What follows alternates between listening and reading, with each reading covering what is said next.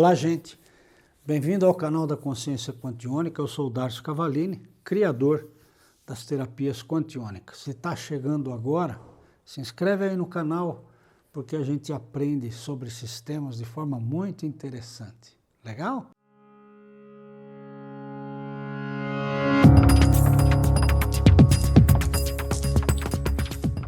Muito bom. Hoje nós vamos então falar sobre TOC. Transtorno obsessivo compulsivo. Bom, essa é uma doença que, como todas as outras da área da psiquiatria, a medicina, embora indique algumas alternativas, né, admite que não existe a cura, somente o controle.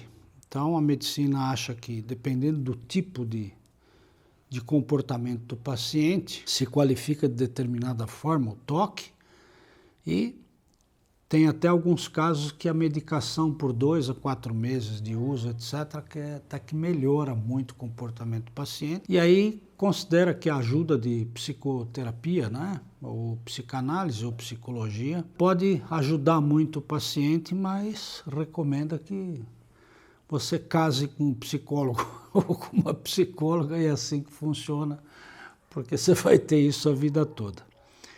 Bom, diferentemente da nossa visão terapêutica, que eu trabalho com quantiônica. Quantiônica significa a energia da quinta dimensão, que é a energia da criação do ser humano e, portanto, é aquilo que nós chamamos de mente, que forma os pensamentos na cabeça das pessoas. A ciência moderna tem como conceito que uma ideia, um pensamento é formado a partir de um clique, né, de um neurônio, daí é que se forma uma cadeia e que se forma uma ideia, porque acredita que o cérebro é o sistema que comanda a vida do ser humano, aquele que tem o corpo físico vivo. Porque a medicina também não reconhece, não consegue enxergar que um ser humano pode viver aqui na Terra sem corpo físico. E se vive aqui aos montes, que são os obsessores. Os obsessores são aquelas pessoas que perdem o corpo físico, mas como a sua mente continua trabalhando porque é o seu corpo astral, que é a forma espiritual que comanda esse corpo físico,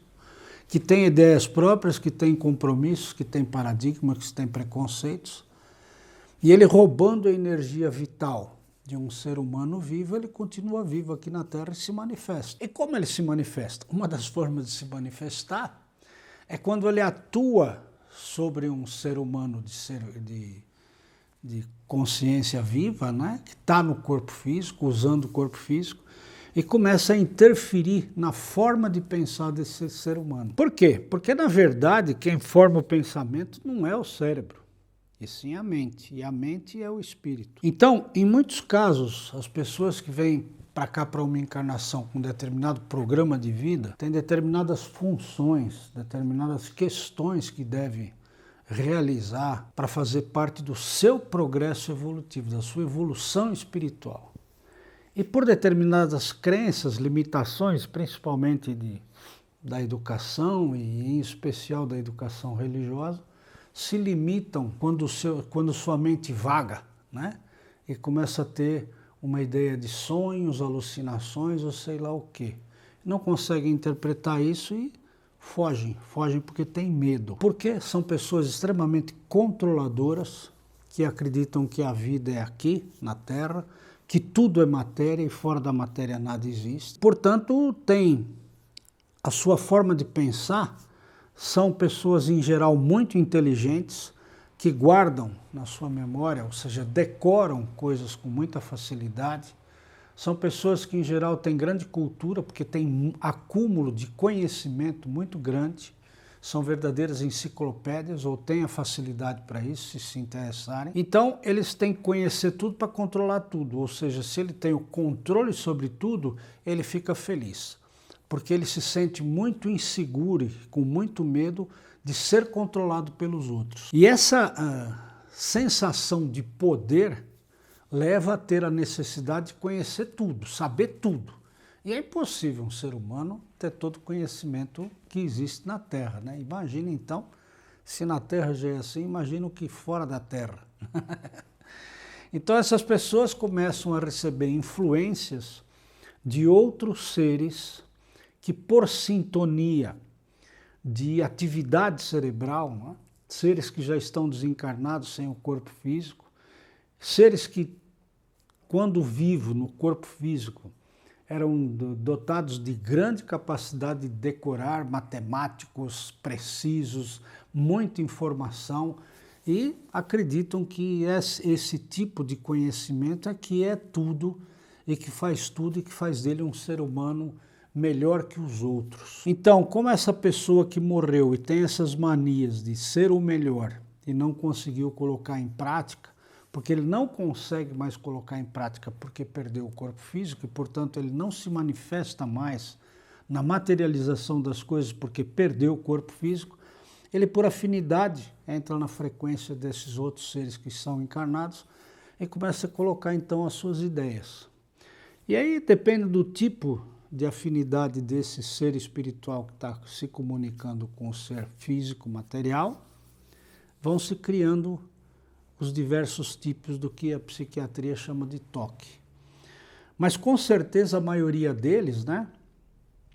E as diferenças são, tem pessoas que têm manias de determinada, arrumar as coisas de determinado jeito, se alguém tira do lugar, ele vai lá e corrige na hora, e tem que ser milimetricamente colocado do jeito que ele fez, porque senão não serve.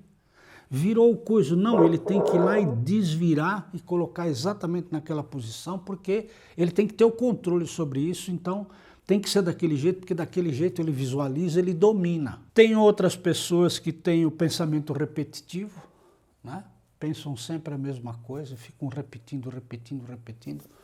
Outras pessoas, como um paciente que eu atendi até o começo desse mês, que já se livrou do problema, né? Que fazia ele ficar contando de 1 a 18. Então, 1, 2, 3, 4, 5, 6, 1, 2, 3, 4, 5, 6, 1, 2, 3, 4, 5, 6, 1, 2, 3, 4, 5, e ficava assim o dia inteiro. E, tendo controle sobre essa numerologia, ele perdia o contato com as outras coisas da realidade da vida. E, portanto, é um cara que está fora. Ele se torna um inútil, um dependente, né? Não é mais útil. Mas em todos eles o que se observa, e as manias são as mais diferentes possíveis, como teve um filme de Richard Nixon, não me lembro o nome do ator, enfim, que ele não podia pisar nos quadradinhos, né? Quantas pessoas você vê isso, que não pode pisar na risca do azulejo, né? Enfim, quantas pessoas que têm as manias mais diversas. E às vezes tem mania por limpeza, às vezes mania por sexo, às vezes, enfim. São manias que ultrapassam o limite da normalidade e se tornam seres refém dessas regras de condutas que eles se impõem. E o que a gente sabe, que é um processo obsessivo espiritual, com certeza absoluta, e que está lá classificado pelo CID como item F44.3, cuja doença é obsessão espiritual, e que para se curar é muito simples. Você tem que primeiro cortar a ligação desse ser que está vivo, que tem essas manias repetitivas, com o seu espírito obsessor, que é o que coloca as ideias na mente dele e faz ele agir dessa forma sem querer que seja dessa forma. Quando você coloca um corte de ligação, corta o contato, porque o contato é mental, como se fosse uma telepatia, né? Não tem esse negócio de que o espírito obsessor toma conta do corpo do sujeito, isso não existe. É por sistema de telepatia, por comunicação via ondas, como se fosse um rádio te falando, um celular te falando, e você está ouvindo e repetindo, né?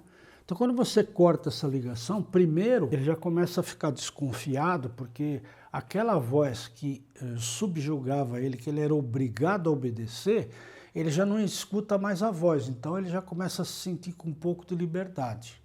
Com um pouco de liberdade, aí você tem que trabalhar as subpersonalidades dele, que são aquelas personalidades criadas através desse medo, que foram criadas como autodefesa para ele mesmo, tá certo? Parece meio complicado, mas é como se eu fosse criando vários amigos imaginários dos quais, quando eu estou na crise, eu me reporto a eles para poder me defender e ter controle sobre mim mesmo. Aí começa então a se eliminar cada subpersonalidade e o sujeito então perde o medo. Porque o grande problema é como ele é um controlador, e ele começa a se ver obrigado a fazer determinadas coisas, tomar determinadas atitudes, repetir determinadas funções que ele não controla, ele tem medo e ele obedece pelo medo. E como ele perdeu o controle, ele já não controla mais isso, ele é refém, ele tem muito medo, pânico, terrível. Então, quando você consegue atingir e trabalhar o medo com as técnicas adequadas, né? E cada técnica serve para alguma coisa. E nós, no mundo quantiônico, temos diversas técnicas para lidar com todas essas anomalias do sistema de pensar. Na verdade, é o sistema de criar. Então, se aplica para cada caso uma técnica diferente, porque não existe uma técnica que resolva tudo. E essa é a grande diferença do trabalho de cura que a gente apresenta, da autocura, para esse tipo de problema, de transtorno, né?